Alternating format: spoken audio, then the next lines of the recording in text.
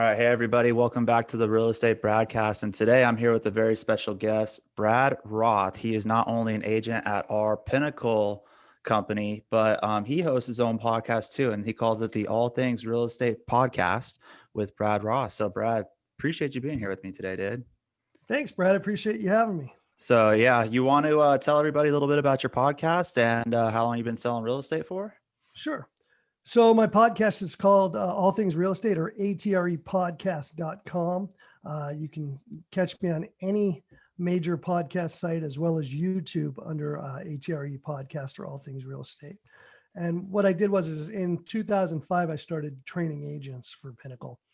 And I noticed that a lot of agents were afraid to ask questions they would come to me so green.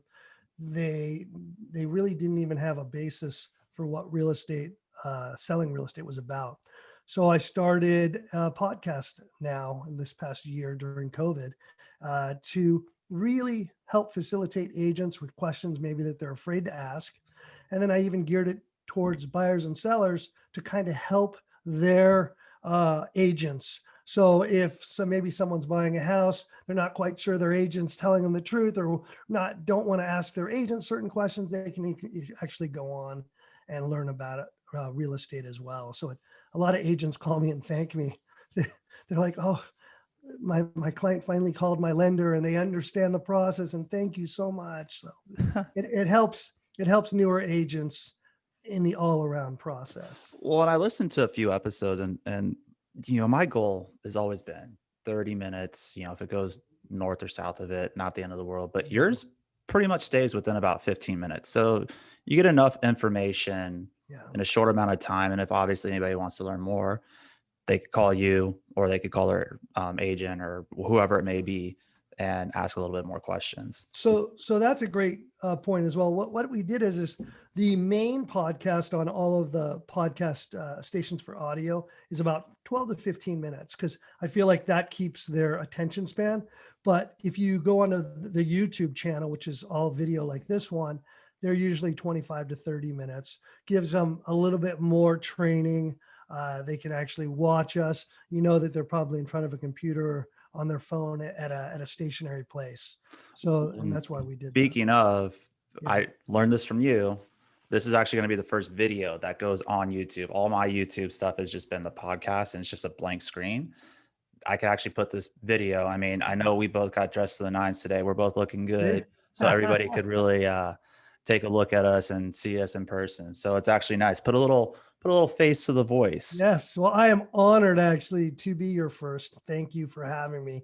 And also, if anyone ever wants to sign up for training, for coaching, if you're a new agent and you want to coach, you need help in real estate, they can go to ATRE Podcast and sign up for my coaching, and you can get a free introduction. And you could never have enough coaching. I mean, my dad's been selling for 40 years, right? He's amazing. And I got into the business when I was 23, so 33 years for him. I've learned so much from him, and I've learned so many things not to do from him. I've learned so much things from other agents, managers, just talking to people. And still to this day, I'm learning brand new stuff all the time. So it doesn't hurt to have more people to listen to. Right. I mean, even if they take one thing from you, whether it's good or bad, or they don't agree with it, you're learning something. Yeah. And, I started in real estate in 1998. So I've been doing it. I actually started in 97 at Pinnacle in their Top Gun training program. They actually, I called them up and said, "I'd like to be a real estate agent."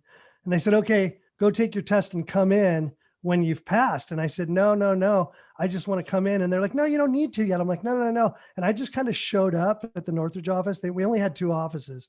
And at that time we have 12 now. And I showed up and I just started shadowing people. Mm-hmm. And I took the test, and 23 years later, I'm now in Pinnacle's Hall of Fame.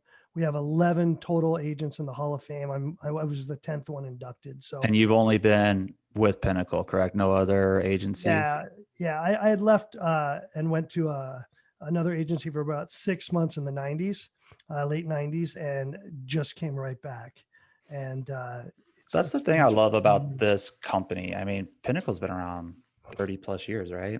30. Yeah, it was November of 1985 is when we opened. Jeez, I'm not going to do the math right now, but it's crazy how many agents are so loyal to this company. And it's a kudos to, I had Danny on, one of Yeah, my podcasts, I heard that. Yeah, uh, was it earlier this year? Maybe it was last year. I know last you've had Danny on. Um, I mean, but him, Carl, Jeff, and Dana, they're all sweethearts. And for me, three of them personally coach me. And that's what I actually really appreciated. And they reached out just to say what's up and, called. And when I got married this year, that was probably the only good part about 2020. They actually called and congratulated me. So they were all at my wedding almost 20 years ago. there you go. I'm And sure it was a good time. I was a wild youngster that Dana used to pull me aside and give me dad lectures about Tell you to tone it down a my little bit. lifestyle. And yeah, because he really saw, and now I'm a 50-year-old guy pulling the young bucks aside and going, listen, you really need to tone it Best down. advice, best advice Pops gave me was when I got in this. He's like, hey, because again, I was 23 when I started. Yeah. Don't forget to be 23. Yes. Forget to be 24. Don't forget to be 25. And trust me, I've had my fun. I still have plenty of my fun. Yeah. I really It's a focus. different kind of fun now. It's a better fun. You're married, and it's a different, it's a whole new Well, and I ball. definitely can't hang like I used to either. That's the other part. I know when I could tap early, which is good. So the whole point of today's episode was I wanted to recap with what happened with 2020. Yeah. What do we think 2021 is going to bring us? Again, I didn't think there was anybody better considering how well educated Brad is. And with the experience that you've seen different types of markets. Yeah. So, 2020, how was the business overall for you? Well, first of all, let me just say I love your name, by the way. Yeah, it's a great name, easy to spell and all that stuff. So Except 2020. nobody could understand me on the phone. Oh, what's your name? Yeah. And Brad. Oh, did you say Brett? Yeah, I get that all the Oh, time. Chad? You know that Sure, whatever you guys want to call me. before we get into 2020, I remarried my wife after 10 years in Hawaii with my kids. And I wanted to be romantic. So I went and I hired a guy to come and marry us on the beach. And my wife had no idea. And he comes out and we get to the vows and he goes, "Do you, Brent, take," and I go, "Sure. What the hell? I've Oh been my called worse." goodness. My Way to kids butcher come that out. one. I'm sure you guys Yeah. didn't rehire him for the second. Oh, it was marriage, fine. right? It was the second wedding, so we didn't even care. There you But go. it was pretty funny. But But yeah, so 2020, how did it go for you? so as you know, I mean, 2020 it's just been strange. So January 26th, Kobe died, which blew us away, right? It was as a Lakers season ticket holder, that just was weird Well, and dreary. that was my childhood idol, and I grew up playing ball and still Yeah. play in adult leagues, and that was my Michael Jordan. Yeah, And of course. the craziest part, I actually went to the service. By the way, I'm getting chills Wow. talking about it. I know I got invited. I did not go. I've never Being a season paid ticket holder. to go to a funeral service. I would never recommend it, but being there and hearing not just like his personal life, but what he's Oh, it was a off concert. the court was by far, you insane. never heard about it when he was playing, or if we did, I just didn't pay too much attention. So Yeah. it's surreal with what he's done as far as just especially like women's basketball. But He just was just an incredible human being. But so that for me kind of threw me off a bit. And then obviously, 6 weeks later, the lockdown, and none of us knew what was going to happen or what we were going to do. And I truly felt that the business was going to just take a dump. I thought we were in for it, and I was really concerned. And I think most of us were. And then interest rates started to drop, and I noticed that people there was nothing to do. Nothing's open anywhere, so they had nothing to do, and we were ended up being essential workers, so we got to stay open and just kind of pivot our business around. And with interest rates going so low, people started to get bored at home and think, I could move here and I could move there. And it really, I have much gratitude for what we've been able to accomplish this year in such a hard time for a lot of people. I think we're very lucky. Yeah, I 100% agree. It's been a fantastic year for me when it comes to real estate. But but it makes me sad that so many other people are struggling. Yeah, it's just picked up food the other day from my favorite restaurant. They own a second one, and they're going to probably end up closing the second one this week.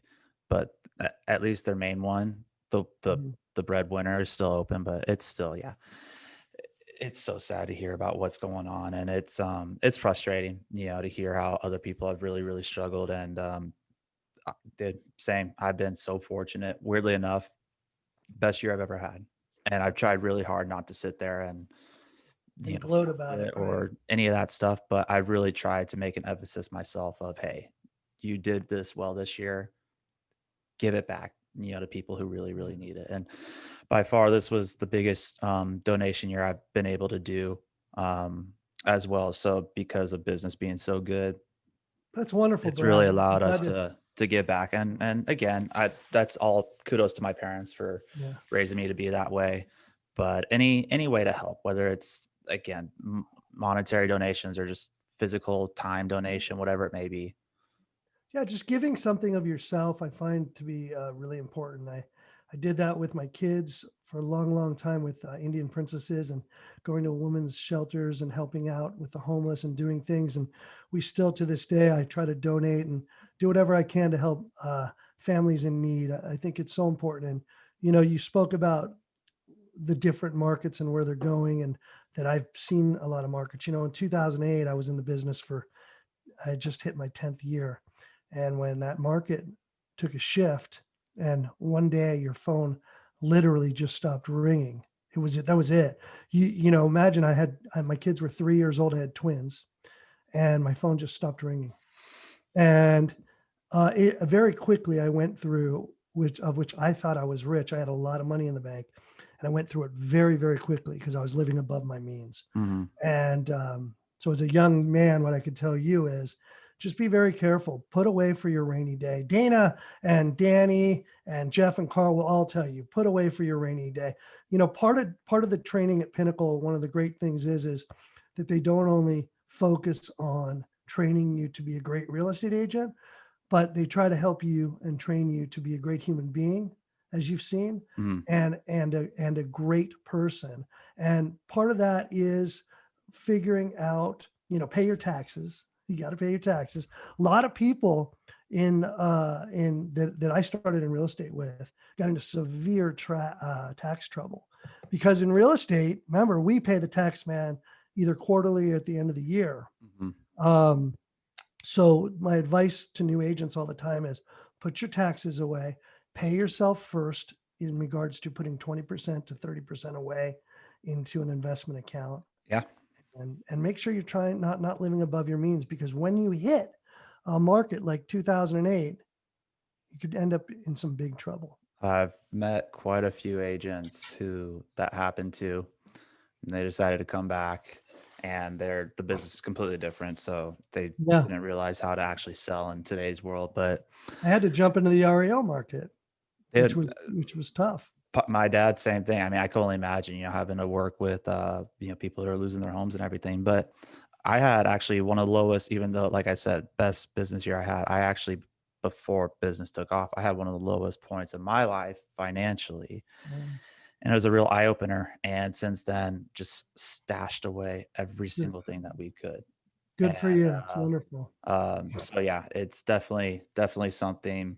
Keep stashing. Don't Yeah, stop. no, You absolutely not, know, and then absolutely not. buy as much investment property as you can when the market does take a turn. There you go. So you said your business increased. What did you really do this year to help increase your business? Did you change your business style, your format? Obviously, you created the podcast. Anything else? Yeah. So for me, my business, because I've been doing it for so long, and I've been very lucky, and I've worked really hard to maintain my clients, my sphere of influence, and to continue through the years of getting repeat business. So what I did is I just I, I had an increase in going on Facebook and making videos and just really talking to, I have over 2,000 people on there, and just really talking to people and saying, hey, I'm here for you if there's anything you need during this time. I really cut down on doing too much, a lot of real estate stuff on Facebook. I still put my listings up. I still put my videos up, but I toned it down from like doing like one every day to one every, week, Mhm. because I felt that in a time where there's a lot of people that are hurting, The and I sympathy didn't, posts, and very I, sympathetic for yeah, to not and have then, to and post every then single day that you're. yeah, that I'm doing so well. Mhm. So I started to call my sphere more, just to check in and say, how are you? And while I'm talking to them, they would say, I'm bored. I need a new house. I want to sell mine. Let's talk. Let's do this. Let's do that. And just, I found that COVID gave me an excuse to just check in on people. And that really helped to pivot my business higher. And instead of having to knock on their doors, I had to figure out even doing Zoom calls. Hey, I'd love to see your face. Haven't seen you in a while. Let's do a Zoom. Let's talk. And it just makes it a little bit more personal, and people are safer. Yeah. Yeah, Mhm. I agree with you on that one. I did the same. I called all my sphere, my past clients, just checking in and seeing how they're doing. I bomb videos, Yeah, that's those. great. I used Um, BombBomb for a long time. Yeah. yeah, it was just totally different doing everything electronically. I actually, I guess I consider myself old school this way. I prefer meeting people in person, and seeing them face to face. And this Me has too. been, I'm not a big FaceTimer.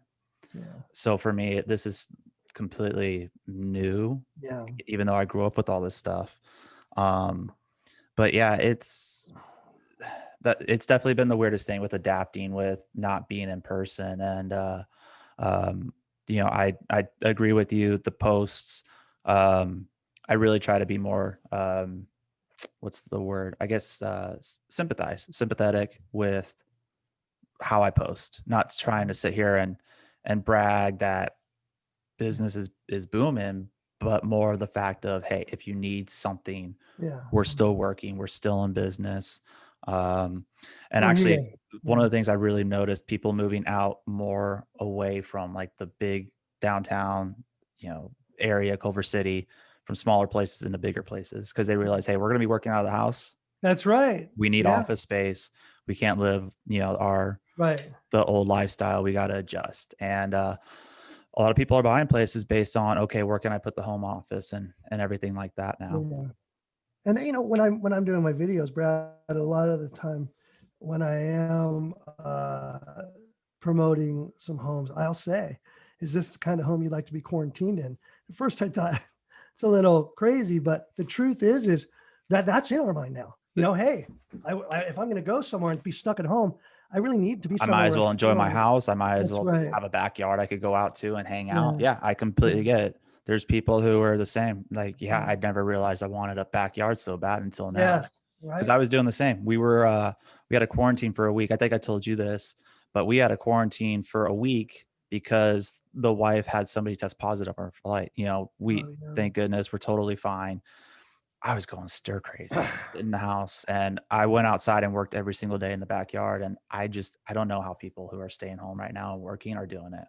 Yeah. Again, for 1 week for me, I was going insane. I couldn't do it. Well, my office is still closed, so I've been working from home, and it's been tough. But luckily, I have a pretty big house, and I have a 5-hole putting green in my backyard, so I can go out there and you Work know on the short game. work on the short game a little, chip a little, come back in, work, and jump in the pool, and Dude, if I knew how to putt, it would shave probably about 10 to 12 strokes off my game. I'm yeah. guaranteed 2 to 3 putts every time, and probably four at every now and then.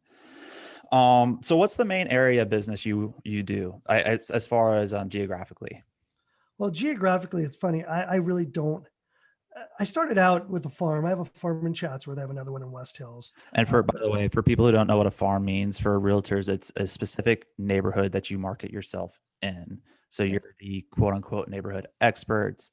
You're familiar with all the sales and the floor plans and everything like that. Yeah. And the reason they call it a farm is because, like a farmer who would plant their seeds, right? A farmer plants their seeds and then Hmm. something grows. That's why we call it a farm. Yeah, I don't know if you know that. exactly. But yeah, so that's exactly right. So for me, I did a lot of farming business back in the early 2000s to about when it crashed. I still do some.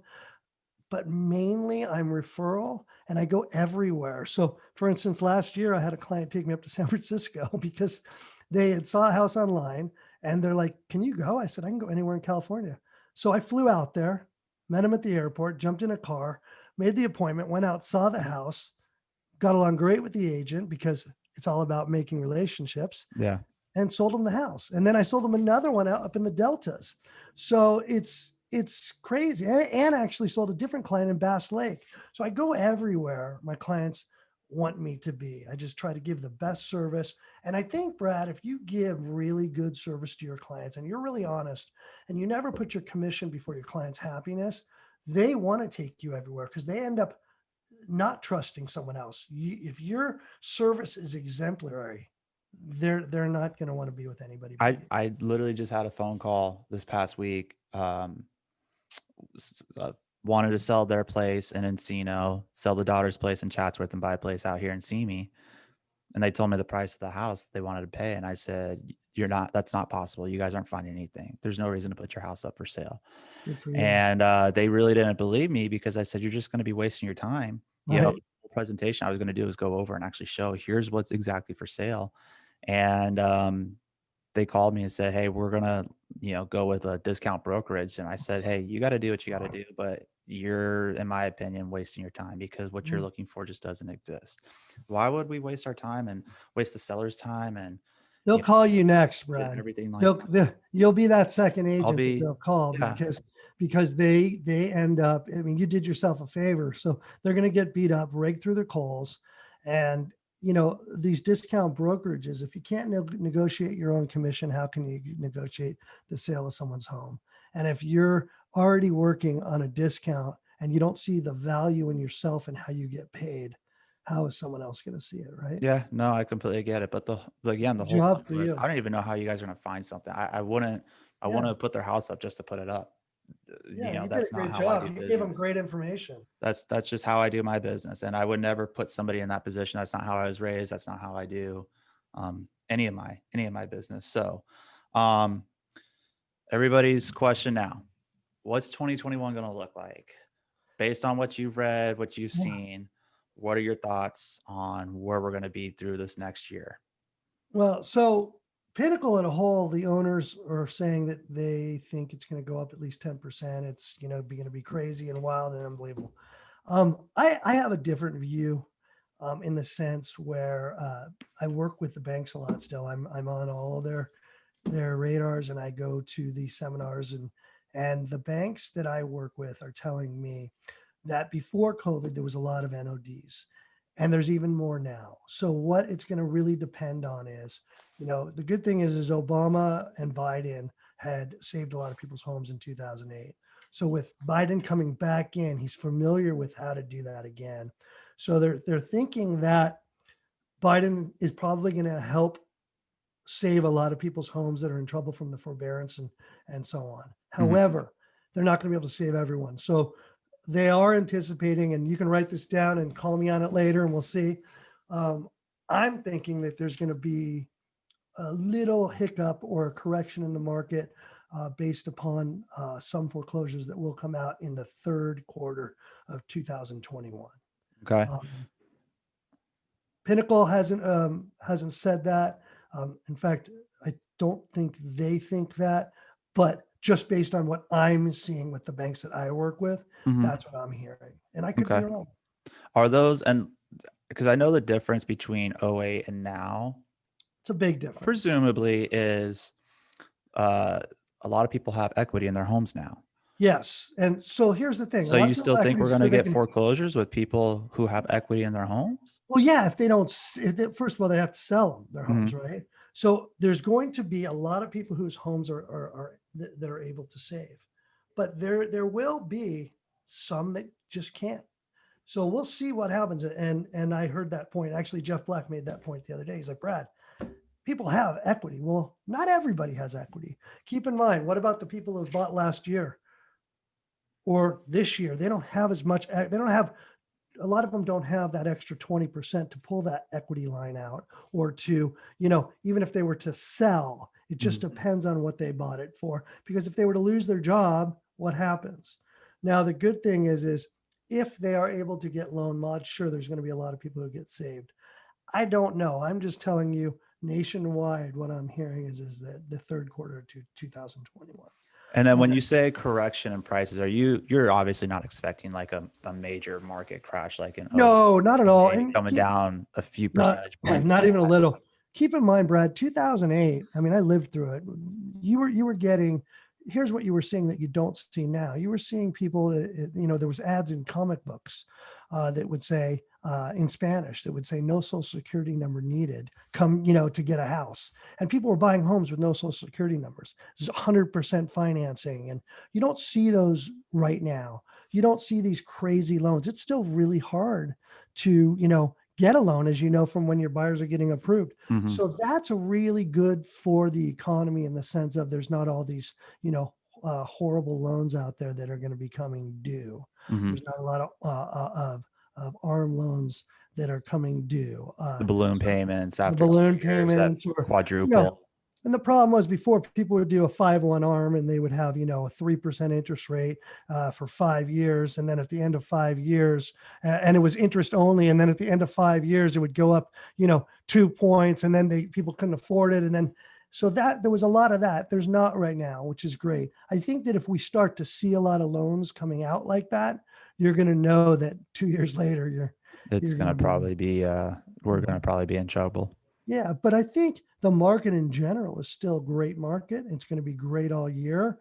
The third part, I think we'll start to see a little bit of ripples. I could be wrong. We'll see. Read a crazy interesting article a couple weeks ago. They're saying actually mortgages on average this year are $85 cheaper than if people got a mortgage last year. I believe that. Look at And the a implied lot of interest rate. people, especially the ones who are getting loans, they don't see it. They see if they see a $10,000 price increase, they're thinking they're actually paying that full 10. In actuality, you're paying it over 30 years. And Right. I joke with my clients, this is literally a joke, $5,000 payment increase or a $5,000 price increase. Your payments go up about 20, 25 bucks on That's average, right? right. Yeah. I tell the clients, I'm like, that's a pizza a month. I will buy you a pizza every month till you guys either sell or refinance. Yeah. And When they're that, like, okay, yeah, we could see the difference. But I'd rather, and I've always said this, and people just think I'm saying it because I'm in this business. I'd rather pay a little more for a house with a lower interest rate than, higher rate with a lower price. You're saving way more money over, and we're not expecting to see rates go up. I mean, I read the other day, I think they're below 2.7. yeah. Right now, every $10,000 is only about $40 a month. And I'll tell my clients the same thing as you. I'll say to them, I'll go, look, guys, I know you see $10,000, but it's not really 10,000. Divided It's over cost 30 you. years. Can you imagine not being in this house over $40 a month? So what? You can't get, that's not even a dinner. It's like you said, it's a pizza, right? You know? So the truth is that's a great analogy you We gave just people. bought 2 large pizzas for $28 the other day. It's Yeah, like, you that's know, actually a good deal. right? Well, the way they get you 2 for 1 for pizza. So essentially it's $28 for one pizza, but Yeah. it's fantastic the way it comes out. Um, I mean, that's I kind of expect the same. I'm more on the side of the owners with until we see an increase in inventory, I think prices are just going to go up. That's Yeah. going to be the big Inventory difference. is Now, that's if we start seeing these foreclosures, like you're saying, and they get more inventory out there, that's different. that's gonna start helping with maybe correcting. But Well, the until we get market, that inventory, dude, I just think we're not gonna be seeing a whole lot. I agree, but Prices I'm talking going 9 months. down. I'm actually talking 9 months, 10 months from now. Mhm. So we'll start to see something because remember there's going to be a COVID cure, right? Hopefully, with the vaccine, and hopefully we get back to work and people start, are able to pay all their bills. I think the biggest thing, Brad, is how they handle the moratorium, not only the moratorium, but the forbearances, Yeah. because the forbearances are big. I know a lot of people who owe 40, 50 grand because they haven't paid their mortgage in 10 months. So if they say, hey, I want my money now, Well, or if unfortunately, yeah. We signed up for the forbearance as a just in case, made all the payments and everything, but it was okay, you get 3 months off. Fourth month, we want, I mean, just throwing it out yeah, as an example for everybody. let's say your payments are $3,000. So that's $9,000. That fourth month, you have to pay your mortgage plus those other three. So now all of a sudden you owe Yeah. $12,000. That was my mortgage company's forbearance. And it's just like, how do you guys really expect somebody to do that? So that's what I'm saying. And a lot of people, if they're out of work, and let's say they don't realize, that they could, sell their house, or they say, I'm not going to sell my house. I love my house. And they go down fighting, right? Which I saw. I mean, unfortunately, when I was foreclosing on people in 2008, I was going through traumatic financial difficulty at that time Mhm. because the market had took a dump, and had two small kids at home, and I had to go and foreclose on people, and I felt horrible. It was really ironic, that I was in trouble myself and having to knock on people's doors, but it really helped with my empathy and really being able to. One, hopefully this time around, I understand the attachment people have to the homes, but if they realize, hey, maybe we could get out of this without destroying our Yeah. credit, or if we can even get out of it with some sort of money, because again, all the people, So not that's all, your take that next back, with letter, most Brian. people with equity, they realize, hey, let's just take the cash. It's going to be a lot easier to start over with that than what it would be just lose it outright. Yeah, and a lot of people don't know what we know. So they're novices. They go to work every day. They don't do real estate like we do, and they don't realize that the kind of equity they have. So, if you're listening and you're a real estate agent, one of the things you might want to do if you have a farm is send a letter out saying, "Do you realize how much equity do you have? Do you need to sell your house? Are you in any trouble? Have me out to come talk to you." Because the truth is Brad, you or I might be able to save them, right? Mm-hmm. In our Mm-hmm. farms or wherever. And really that's where our guidance kicks in. Absolutely. Absolutely. So, Brad, I really appreciate you being on, and the knowledge is fantastic. Again, everybody, if you want to go listen to Brad's podcast, they're a little bit shorter than mine. Great information, all things real estate podcast with Brad Roth. ATRE Really, really podcast. good stuff. I mean, again, 15 minutes, it's a quick car ride. You get these people who have 3-hour podcasts. Dude, Yeah. I'm completely gone. So, dude, I really appreciate it. Have a great holidays. Have a great 2021 if I don't see you soon. And thank you guys for listening. Have a great holidays as well. And we will talk to you in the near future. Looking forward to it, Brad. All right. Take care. All right, take care.